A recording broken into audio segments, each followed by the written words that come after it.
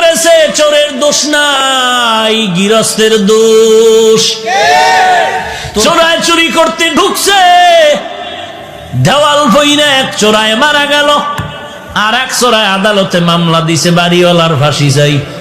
কেন আমার সাথে চোরা মরলো কেন, দেওয়াল নরম করলো কেন? মহামান্য আদালত এমন মগা, মামলা আমলে নিয়া ডাকছে বাড়িওয়ালারে, ডাইকা কয় তোর ফাঁসি হবে। কেন স্যার?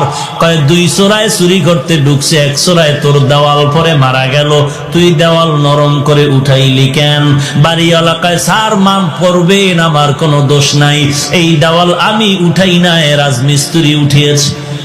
মহামান্য আদালত কয় তুমিও খালাস। কই রাজমিস্ত্রির ডাক। স্যার বলে স্যার নাই, এক্ষুনি ফাঁসি। বলে কেন? কথা শুনেন, কি সমস্যা? বলে দেওয়াল নরম করে উঠাইলি কেন? বলে দেওয়াল উঠাইছি আমি, তবে নরম আমার কারণে হয় নাই, যেই যোগালি আমার এই সিমেন্ট মিলাই দিছে, পানি বেশি দিছে, নরম হয়ে গেছে, আমার কোনো দোষ নাই। মহামান্য আদালতকে তোরও মাফ করে দিলাম। ধর যোগালি কই, এই তুই পানি নরম করে বালু দিলি কেন?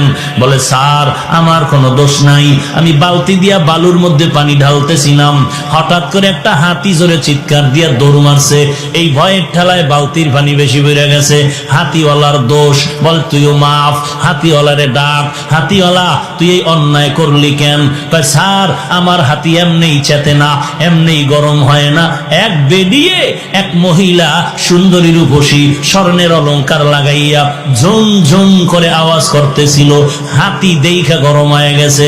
তুমিও মাফ। মহিলার ঝুনঝুনালারে ডাক, মহিলা ডাকছে, এই ম্যাডাম তোমার ফাঁসি হবে।